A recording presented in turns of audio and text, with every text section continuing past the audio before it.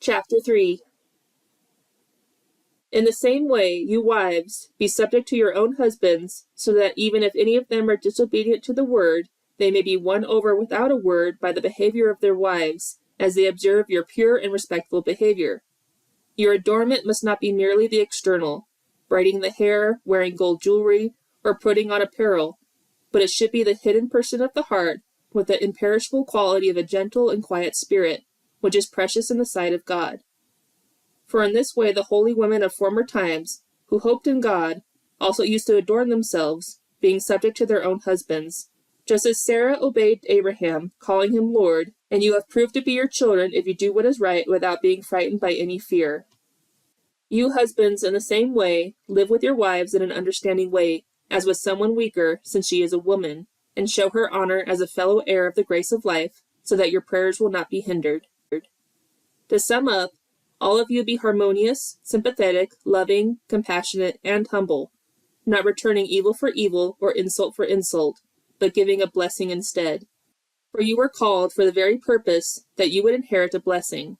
For the one who desires life, to love and see good days, must keep his tongue from evil and his lips from speaking deceit. He must turn away from evil and do good. He must seek peace and pursue it. For the eyes of the Lord are toward the righteous, and his ears attend to their prayer. But the face of the Lord is against evildoers. And who is there to harm you if you prove zealous for what is good? But even if you should suffer for the sake of righteousness, you are blessed. And do not fear their intimidation, and do not be in dread, but sanctify Christ as Lord in your hearts, always being ready to make a defense to everyone who asks you to give an account for the hope that is in you, but with gentleness and respect. And keep a good conscience, so that in the thing in which you are slandered, those who disparage your good behavior in Christ will be put to shame. For it is better, if God should will it so, that you suffer for doing what is right, rather than doing what is wrong. For Christ also suffered for sins once for all time, the just for the unjust, so that he might bring us to God, having been put to death in the flesh, but made alive in the Spirit.